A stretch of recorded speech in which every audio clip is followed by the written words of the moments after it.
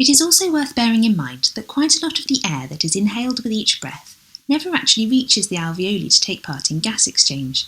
In fact, this is true of all of the air in the conducting system that simply moves in and out with each breath. The portion of each breath that acts merely as a transport mechanism is referred to as dead space. There are two types of dead space. Anatomical dead space is the volume of gas that simply never reaches the respiratory bronchioles and alveoli and never even has a chance to take part in gas exchange. This includes air that stays in the mouth, nose, pharynx, and anywhere in the airways of the lungs not lined with respiratory epithelium.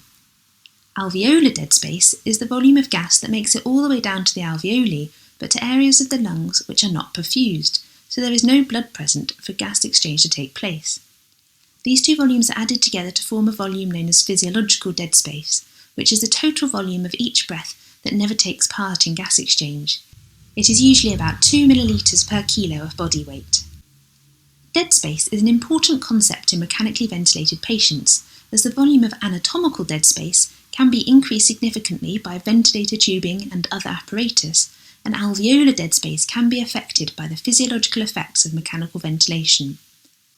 If there is too much dead space and not enough air is taking part in gas exchange, it can impair oxygenation and carbon dioxide clearance.